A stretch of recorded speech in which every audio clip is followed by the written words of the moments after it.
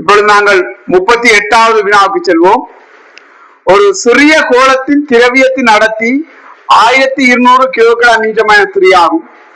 கோளம் ஒரு உயரமான அளவை சேர்ந்ததில் இருக்கும் நீரின் மேற்பரப்பில் வைத்து விடுவிக்கப்படும் போது அது முடிவு வேகம் 24 சென்டிமீட்டர் செகண்ட் -1 அடைகின்றது. நீரின் அடர்த்தி 1000 கிலோகிராம் மீட்டர் பிசுக்குமை குணகம் 1/10⁻³ பாஸ்கல் செகண்ட் ஆகும்.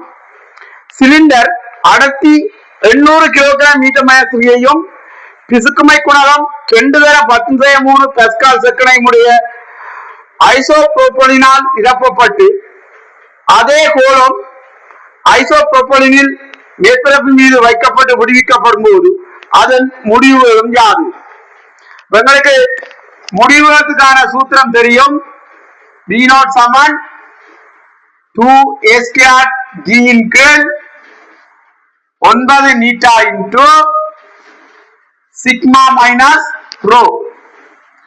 ரெண்டு சந்தர்ப்பத்திலும்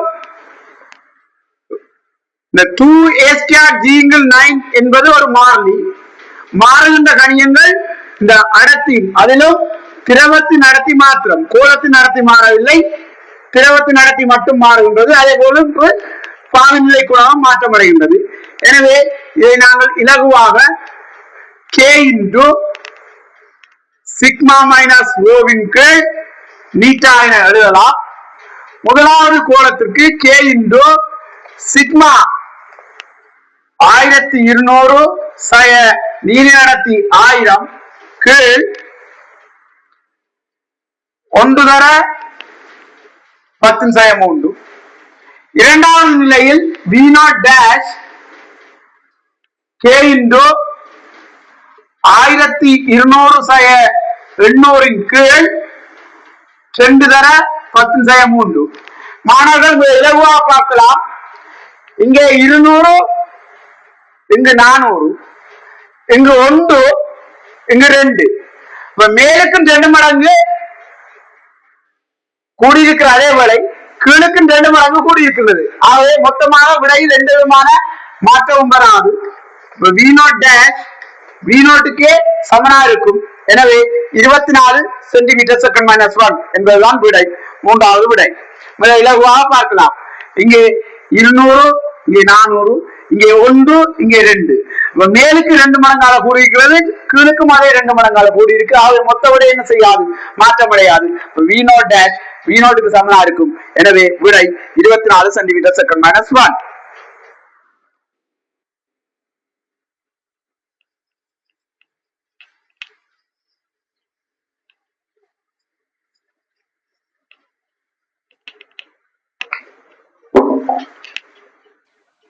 இப்பொழுது நாங்கள் 39வது வினாவுக்கு செல்வோம்.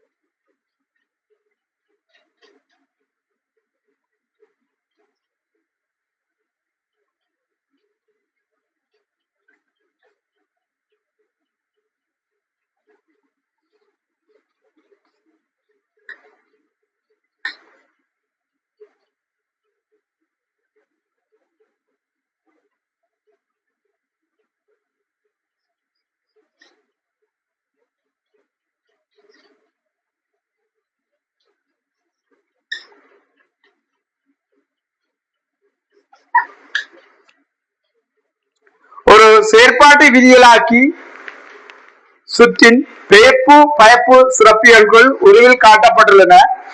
சுற்றின் உயர்ந்தபட்ச போல்டளவு நயம் யாது? போல்டளவு நயம் A V அவுட்டின் கீழ் V இன்னினால் தரப்படும். இங்கே உயர்ந்தபட்ச போல்டளவாக 12 போல்ட். இங்கே V இன் அது மாணவர்கள் கவனத்துக் கொள்ள வேண்டும், மைக்ரோ போல்ட்டில் இருக்கின்றது. 110 தர 10⁻6. எனவே இதை மேலே கொண்டு போகும்போது இதை நாங்கள் எப்படி எழுதலாம்? 121 தர 15 என்று எழுதலாம். கீழ் 110 11ஆல் பிரிக்கும் போது இது 11 இது 10 அமையும் 10 இப்ப 11 தர 10 110,000. எனவே விடை 4வது. மிக இலகுவான ஒரு எலக்ட்ரானிக்ஸ் கேள்வி. இம்முறை உயர்தரத்துக்கு தோற்றிய மாணவர்கள் மிகவும் அதிர்ஷ்டம் செய்த மாணவர்கள் என்பதை நான் கருதுவேன். ஏனெனில் வரலாற்றில் இல்லாத அளவு இம்முறை வினாத்தால் மிக இலகுவாக ஒழுங்கமைக்கப்பட்டிருக்கின்றது. இம்முறை முதலாவதாக தோற்றிய மாணவர்கள் அல்லது 2வது முறையாகவோ 3வது முறையாக தோற்றிய மாணவர்கள் மிகவும் அதிர்ஷ்டம் உள்ள மாணவர்களாகவே கருத இடம் உண்டு.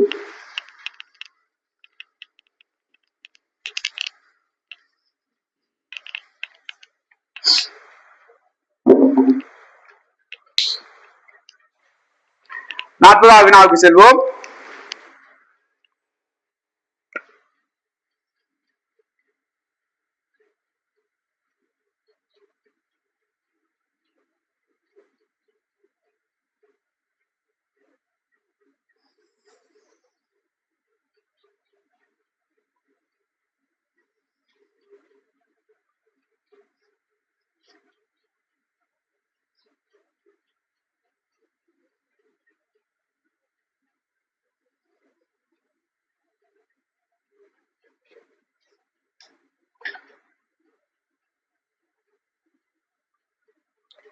நீளம் கேபிட்டல் எல்லையும் துணிவு கேபிட்டல் எம்மையும் கொண்ட ஒரு சீரான கோல் சீலிங்கில் உள்ள ஒரு புள்ளியுடன் சுயாதீனமாக சுழலிடப்பட்டு உருவில் காட்டப்பட்டுள்ளவாறு ஒரு இலேசான இழையை பயன்படுத்தி நிலைக்குத்தில் இருந்து ஒரு கோணம் அல்பாவில் தொங்கவிடப்பட்டுள்ளது.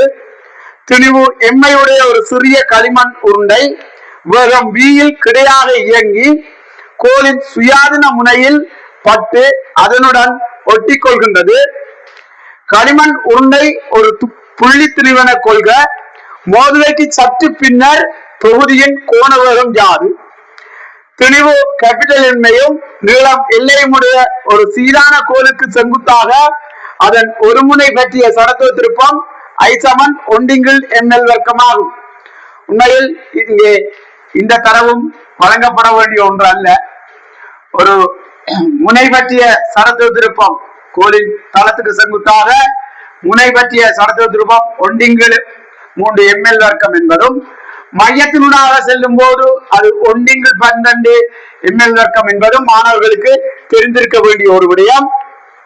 இப்பொழுது இங்கே புற முறுக்கம் எதுவும் இல்லாதபடினால் நாங்கள் இந்த வினாவை கோண உந்த காப்பு தத்துவத்தின்படி செய்ய போகின்றோம். பொதுவாக பல மாணவர்கள் கோண உந்த காப்பு தத்துவம் என்றால் I1 ω1 சமன் I2 ω2 எனவே ஆரம்பிக்கின்றார்கள். உண்மையில் அவ்வாறு நீங்கள் ஆரம்பிக்க கூடாது. கோண உந்த காப்பு தத்துவம்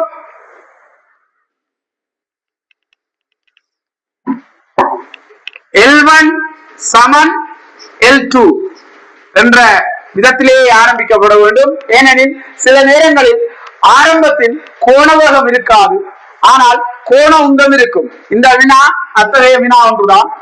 இங்கே ஆரம்பத்தில் இந்த V என்ற வேகத்துடன் செல்கின்ற துணிக்கைக்கு மாத்திரமே கோண உந்தம் இருக்கின்றது. உண்மையில் கோண உந்தத்தின் அடிப்படை வரைவிலக்கணம் ஏக பரிமாண உந்தத்தின் திருப்பம். ஏக பரிமாண உந்தத்தின் திருப்பமே கோண உந்தமாக கருதப்படும். எனவே ஆரம்பத்தில் இந்த ஏக பரிமாண உந்தத்தின் திருப்பம் எனில் இந்த ஏக பரிமாண உந்தத்துக்கு கருதப்பட்ட புள்ளியில் இருந்தால செங்குத்து தூரத்தால் பெருக்க வேண்டும். எனவே ஆரம்ப கோண உந்தம் MB×L cos alpha என கிடைக்கும். இதுவே ஆரம்ப கோண உந்தம். இறுதி கோண உந்தம் I ஒமேகா என எழுதலாம். MB/L cos alpha சமன் இப்பொழுது I முனை பற்றி இந்த கோலின் சடத்துவ திருப்பம் 1/3 ml வர்க்கம். அத்துடன் இந்த துணிவும் இதனுடன் ஒட்டிக்கொள்கின்றது. ஒரு புள்ளி துணிவு, ஒரு புள்ளி துணிவுக்கு அச்சிலிருந்தான சடத்துவ திருப்பம் mr வர்க்கம். அதன்படி இதற்கு ml வர்க்கம் முழுவதும் ஒமேகா. இப்பொழுது நாங்கள் எல்லா பிரிப்போம். 3ஆல் பெருக்கி விடுவோம். பெருக்கிவிட்டால் 3 MB cos alpha சமன் இங்கே எல்லை வெளியில் எடுத்தால் m சக 3m into ஒமேகா. ஆகவே ஒமேகா சமன் 3 MB cos alphaவின் கீழ் L into m plus 3m என அமையும். சரியான விடை 3வது.